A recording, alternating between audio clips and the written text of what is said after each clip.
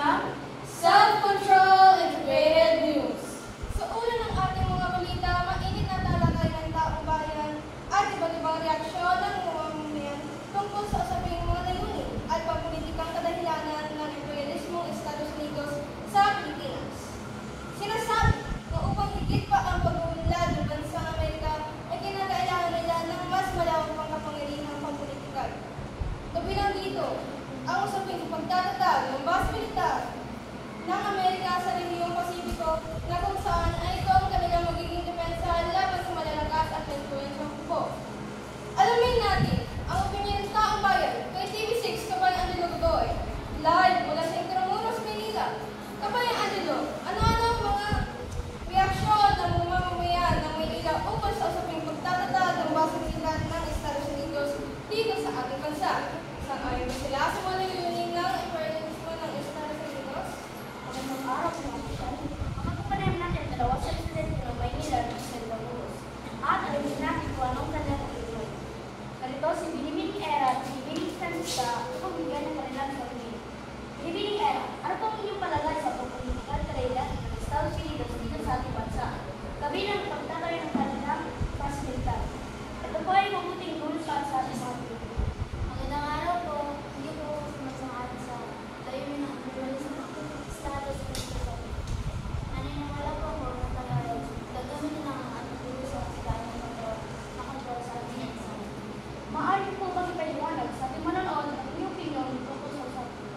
Sa pamamagitan ng kanilang base militar, mauulit na ang mga lakas ng alam panahon na pananakot sa bansa. Kayo ay sasaklaw ng pagtuloy sa kanilang pagkayarihan at pagiging sunod-sunod sa kanilang nais.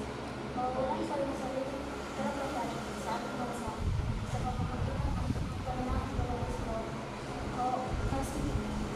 Kaya mas masarap pa rin ang buhay ng may sarili natin na hindi sinasabaw ng paglalang bansa. Salamat po. Kaya naman po Binibining Francisca. Ano pong inyong sabihin tungkol sa usapan ito? Magandang araw po. Wala po akong nakikitang manis ang base militar ng Amerika dito sa Pilipinas.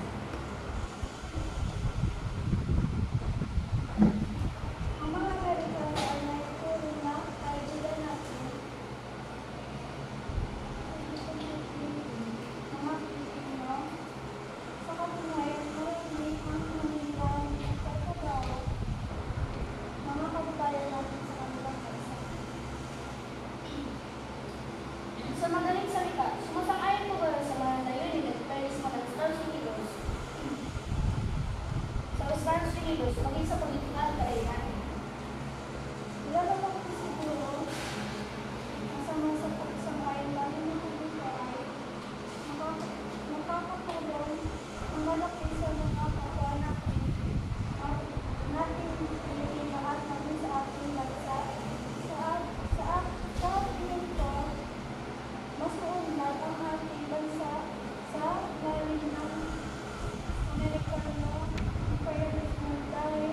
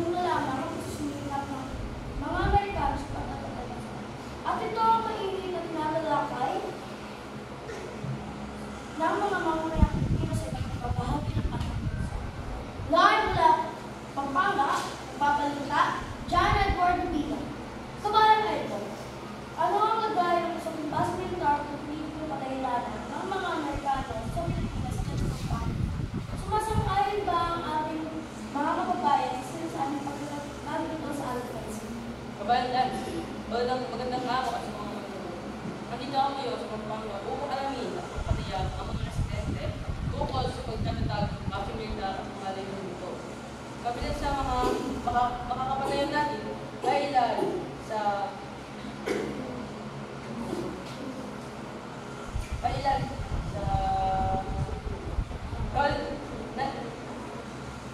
magandang araw. Gabi sa mga kapatid natin ay ilan sa college student na hihingan natin ng kanyang reaction. Kabayan Jai, bilang estudyante, ano po ang sabi nyo sa preference mo sa student? Hindi mo mag-aaral. Sasabi ko po, ano mo lang ang bago na nagawa kay President ng Estados Unidos. Sabi mo sa Philippines, noong pa man, sinabi ng mga Amerikano sa sistema ng international patay ko, maaaragan at nagawa sa mga Pilipino na naging pag-aaral at natutulong din sa kanila ang isa-isa.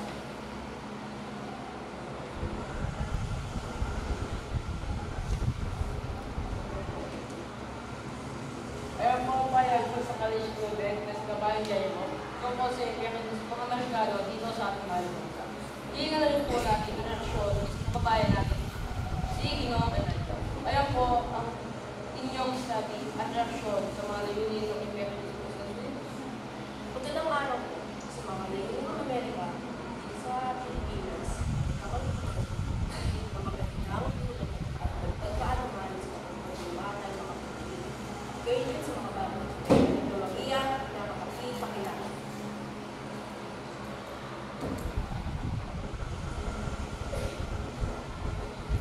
Ngunit sa kabilang pagpapalaganap ng Basque Department sa ating bansa, dito rin ay may negatibang dala sa ating mga Pilipino.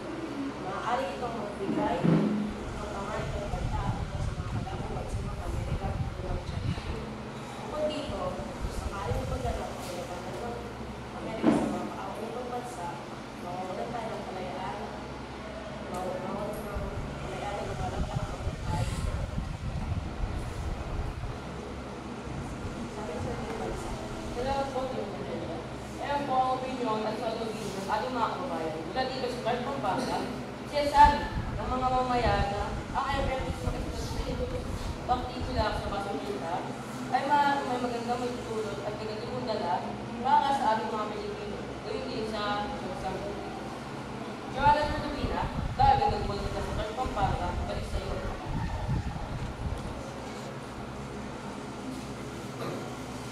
Maraming salamat po, Barangay World. Tungkol sa mga layunin ng panlilito ng Amerika sa Pilipinas, pagkakuliya, pagpolitika, inuman, gayun din ang pagkulturo.